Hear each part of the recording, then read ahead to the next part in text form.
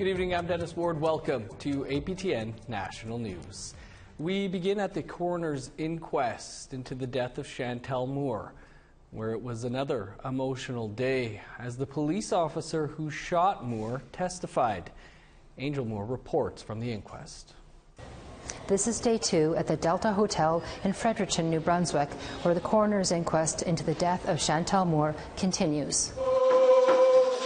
This morning, singer Jeremy Dutcher of the Tobic First Nation, New Brunswick, sang and walked with Moore's family to give support.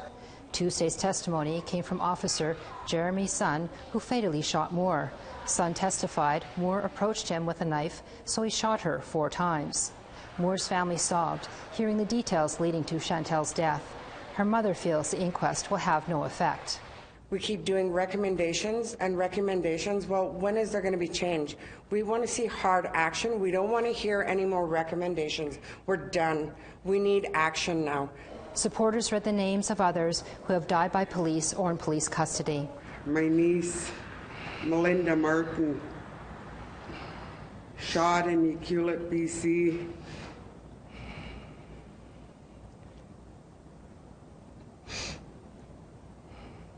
Our nephew, Julian Jones, shot and killed in Tofino, BC on the Opitsit Reserve. There are so many to name, it's unreal. One young man, 23-year-old Anthony Aust, 2020, killed by police. Craig Ritchie, 30 years old in 2019. And you know, this list of almost 2,000 individuals here, it tells me that for a while there's been open season on Indigenous people, it seems to me. Martin says people are still dying. And I think if that doesn't speak to our people in Canada, then I don't know what will, because this continues to go on and on and on. When does it end? The coroner's inquest resumes tomorrow with expert witnesses. Angel Moore, APTN National News, Fredericton, New Brunswick. Thanks, Angel. To southern Alberta now, where 5 people are facing charges in the death of Lane Tailfeathers. 35-year-old Tailfeathers was reported missing by his family in June 2021. His remains were found near Crow's Nest Pass a month later. Richard Lavelle, Miranda Turuk, Randy Giroux are charged with second-degree murder. Michelle Toth and Edward Goodrich are charged with accessory after the fact and indignity to a body. All 5 are scheduled to appear in court next week. RCMP say no other information will be provided as the matter is now before the courts. Ontario's provincial election is on June 2nd. And a First Nations lawyer is running as an independent candidate in Northern Ontario. But only after the Liberal Party took too long to approve her nomination application. APTN's Fraser Needham has more. Sault Ste. Marie lawyer Naomi Sayers feels the time is right to run for office, and she wants to be a representative for the underrepresented in her hometown. They just get a sense that they're feeling unheard, dismissed, and especially, in government, rarely do we hear Sault Ste. Marie mentioned, and it's mostly the policies that are put forward are usually urban-centric, and I don't want to pick on Toronto, but very Toronto-centric. A friend of hers who is connected to the Liberal Party approached her to seek the party nomination, but after submitting her nomination package and not hearing anything for a month, Sarah says she started to believe she was getting the runaround. But by the time later in April, I just felt that for some reason I was just getting a sense it wasn't being taken seriously. And I said, May 3rd, if I don't hear from you, I'm withdrawing. This shouldn't take that long. But their reasons are that because of the volume of information I gave them, they wouldn't have time. She says she never received a firm answer on why the Liberals didn't approve her nomination application. Sayers has been open about her involvement in sex work when she was younger, but is in good standing in both the Ontario and Alberta law associations. When I was called to the bar, you have to undergo a good character investigation, and so they ask you to disclose. You have to undergo a good character investigation if there are any good character issues, and some of the questions that they were asking are similar to good character issues. The Ontario Liberals eventually appointed an 18-year-old high school student as the candidate, who has since been dumped, and another one is now in place. A lot more freedom. Either way, Sarah says she has moved on and is happy to run as an independent. So. And I think people who are not used to reaching out to politicians are now reaching out to me. The Liberal Party of Ontario did not respond to APTN's request for comment by airtime. Fraser Needham, APTN National News, Ottawa. David Milgard, who was the victim of one of Canada's most famous wrongful convictions, has died. Milgard passed away Sunday in an Alberta hospital after a brief illness. He was 69. Milgard spent 23 years behind bars for the murder of nursing assistant Gail Miller in Saskatoon in 1969. What is less known is Milgard's advocacy work on behalf of others who were wrongfully convicted. APTN's Leanne Sanders has that story. When I heard the news, it was like losing my brother. You know, how I felt when I lost my brothers. David Milgard spent the last 18 months of his life working alongside his lawyer, James Lockyer of the Innocence Project, to free two Saskatchewan sisters they believe were wrongfully convicted in a 1993 murder. Odelia and Narissa Cuisance have been incarcerated in various levels of the correction system since they were picked up shortly after the killing of James Dolph in Kamsack, a crime they say they didn't commit and for which a cousin served time for. On a brief release to visit her home reserve of Kiskous First Nation yesterday, Odelia spoke in an emotional tribute to Milgard. I got a message, last message, I said, he messaged me and he said he always has that free Narissa, free Odelia. They let him, you know. And he sent me that and I said, oh, I'm going home, you know, this weekend. And his last words were all, I'm so happy for you. Have a good visit with your families. Lockyer also spoke at the tribute, saying Milgard's legacy has got to be the release of the sisters and ultimately changes to the justice system. He's left us here, but he's left us with a lot of work to do. And we all have to say we're going to do what we can to cherish his memory, but and cherish what he did for us while he was here on this earth. For David, the big thing is going to be your freedom for both of you. That's if he was here now, he'd say that's the most important thing in his life. Odelia believes Milgard's spirit remains with her and Narissa. We're gonna miss him. He was such a good, you know, support. But I'm so grateful and honored for all of us to be here today. David Milgard is here in spirit. I know he is because there's been little signs. I know there's signs, and I'm a strong believer in this way. You know, and how things worked out with my Auntie Shirley here, my cousin. Having you all here, I want to say be good. APTN will bring you more on the Cuisance sisters' bid for freedom next week. Leanne Sanders, APTN National News, Kiskous First Nation. A new housing project for Indigenous youth in care or aging out of care in Manitoba held a grand opening last week. With a look at the new building, here's Daryl Stranger. This building comes from a place of love. This comes from a place of love, and everything that we've done to do this and to bring this building to life comes from our heart. This apartment building in Winnipeg's North End used to be a burned-down, abandoned building. But now it's been renovated into 18 units and will give up to 24 Indigenous youth in care or aging out of care affordable housing. The youth are the most important people.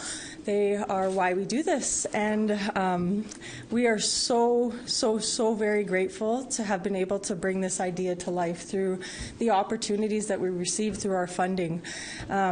With that support, we can bring our big ideas and create something like this, and our youth are the ones that are going to benefit. It doesn't matter what we think or what we want, it's what they need, and that's what we want to center by doing this project. The building was bought by Shawinigan Abenuje after they received $3 million from the federal government's Rapid Housing Initiative. A part of the Southeast Tribal Council, they serve 8 First Nation communities in southern Manitoba. Tatiana Monkman-Hudson has been accessing services provided by Shawinigan Abenuje since she aged out of care at 21. It's been a positive impact, and they've helped me out through so much. And when I was transitioning out of care, they were a big support and still continue to be. They've been a continuous support to this day, and I want to continue to use it and how do you say that? Use the resources in the community. Yeah, and they've actually taught me how to be a powerful leader. The building will also have a cultural space, computer area, and various programming rooms. Tenants are expected to move in this month. Gerald Stranger, APTN National News, Winnipeg. Alberta Premier Jason Kenney is in Washington today, pitching Alberta Energy as a reliable supplier for the United States. Kenney appeared before the Senate Committee on Energy and Natural Resources, and he urged U.S. lawmakers to look north of the border for their energy needs and not to Saudi Arabia and other OPEC members. After your country has spent hundreds of billions of dollars in recent decades defending security in the Persian Gulf area, it turns out that the solution to the challenges of energy security is your closest friend and ally. Vladimir Putin's brutal invasion of Ukraine has proven the danger of allowing dictators to dominate global energy markets and weaponize oil wealth, using it to spread violence, instability, and terrorism around the world.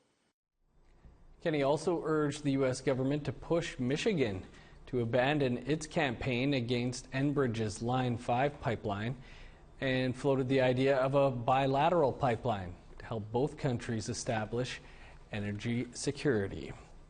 Time to step aside for a quick break, but coming up, we follow the Governor General as she returns home. In all the work that I do or have done for over 40 years, I have always remembered where I come from.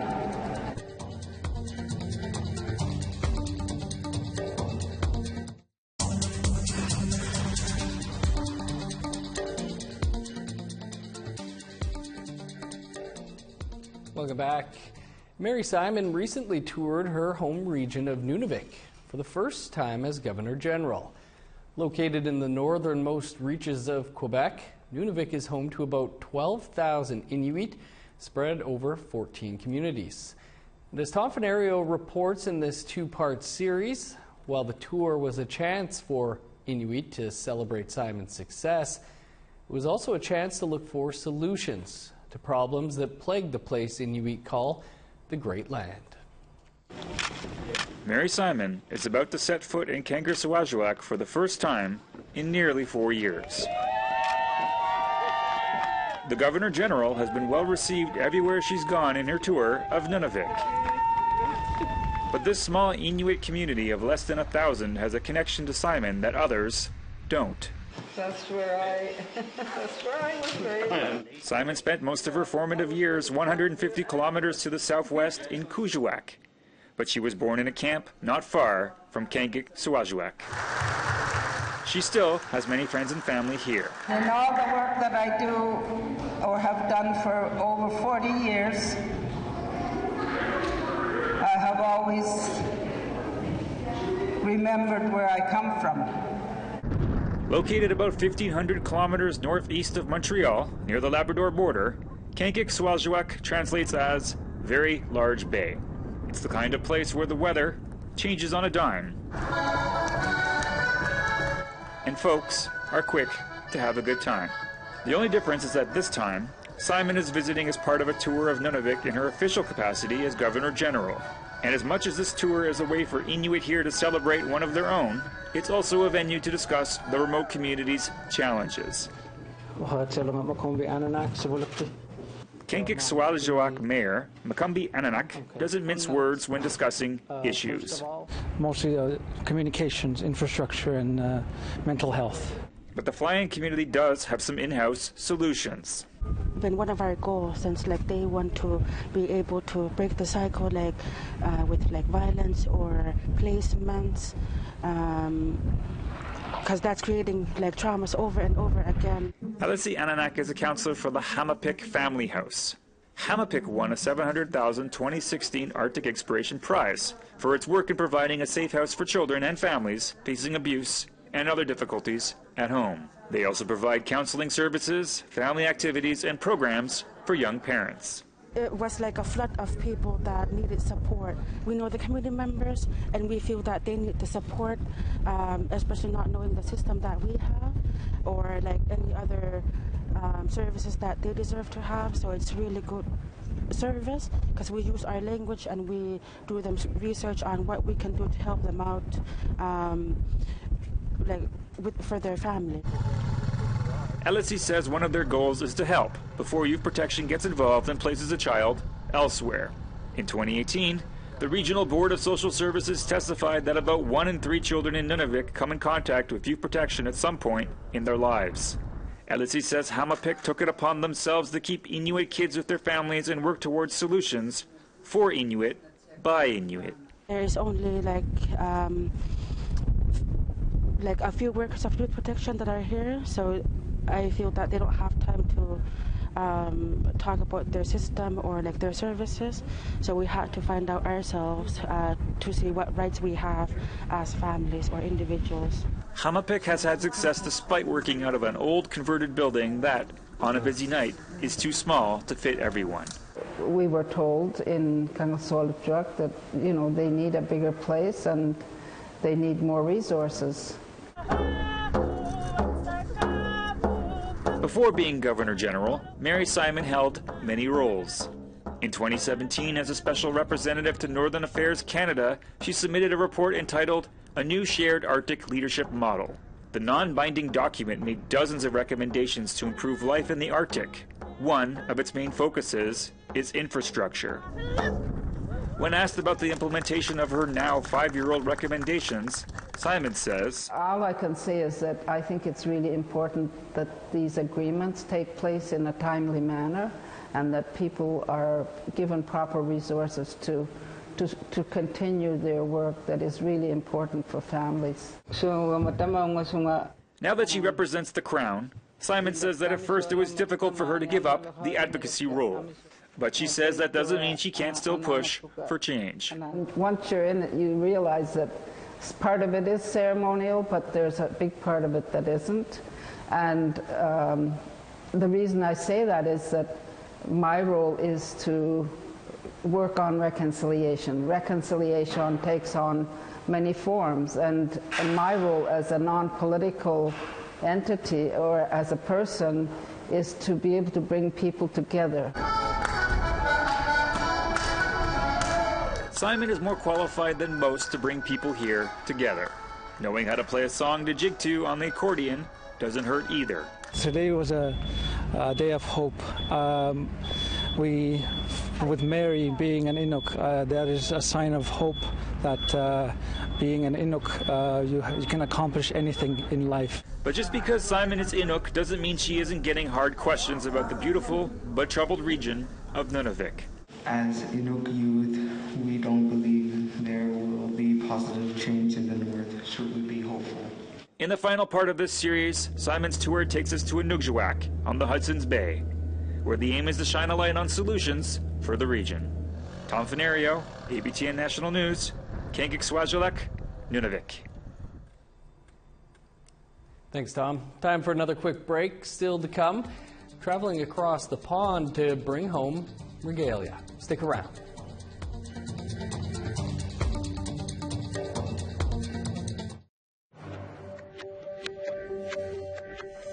Welcome back. Time now for our photo of the day. And today's photo was sent in by Matt LeMay. He took this great shot using a drone. This is the community of Pikwakanagan First Nation, which is just short of 2 hours west of Ottawa. Beautiful looking area. You can send your photos by email to share@aptn.ca for the chance to be featured as our next photo of the day. Now let's take a look at Wednesday's weather forecast. Starting on the East Coast, 14 for Halifax, 19 with showers in Charlottetown. 4 with rain in Nain, 11 for Happy Valley, Goose Bay. Sunny and 18 in Montreal, 12 for Chibougamau. 18 for Sault Ste. Marie and North Bay. 12 with showers in Thunder Bay, 11 and rain in Sioux Lookout. Sunny and 14 for God's Lake and Norway House. 13 with showers in Winnipeg, 10 and rain in Dauphin. 23 with showers for Regina, 13 and rain in Saskatoon. 13 in La Ronge, 12 with rain in Meadow Lake. In northern Alberta, rain and 15 for High Level and Fort McMurray. 11 with showers for Edmonton, cloudy and 17 in Lethbridge. 11 with rain in Vancouver, 14 in rain for Kamloops. 10 with showers for Prince George, 13 in Dease Lake. +3 with snow for Old Crow, 11 in Whitehorse. 11 with showers in Yellowknife, 12 and rain in Norman Wells. +1 for Sax Harbor, 1 degree warmer in Pawlatuck.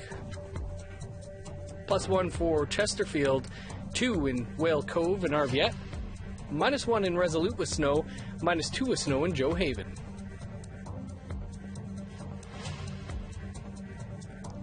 Delegates from Siksika Nation in southern Alberta are on their way to Exeter, England, to retrieve sacred regalia that belonged to a Blackfoot leader. The regalia belonged to Chief Crowfoot and has been housed in a museum in Exeter since 1878. A buckskin shirt, leggings, feather bundle, and a horsewhip will be returned to Siksika leadership on May 19th. Once brought back to Canada, the items will be on display at the Blackfoot Crossing Historical Park, where Treaty 7 was signed and where Chief Crowfoot died in 1890. MMIWG advocate Hilda Anderson-Pierce is our guest on a new episode of Face to Face tonight. Anderson-Pierce, who lost her sister Dawn in 2011, has just taken over as the chair of the National Family and Survivor Circle. She says there is a cost to not implementing the National Inquiry's 231 calls for justice. The cost is the murder of our Indigenous women and girls and two-spirited and gender diverse people, and the continuance of violence being experienced by our Indigenous women and girls and two-spirited and gender diverse people, and that's a huge cost. It's a huge cost to our families and our communities and our nations. You can watch that entire episode of Face to Face right here in less than 2 minutes' time. And don't forget to join us here tomorrow afternoon live at 3 p.m. Eastern Time for In Focus with Melissa Ridgen. That's all the time we have for your APTN National News for this Tuesday. For news anytime or more on anything you've seen here, visit our website, aptnnews.ca. I'm Dennis Ward. Thanks for being with us. Stick around. Face to Face is next. Have a great night.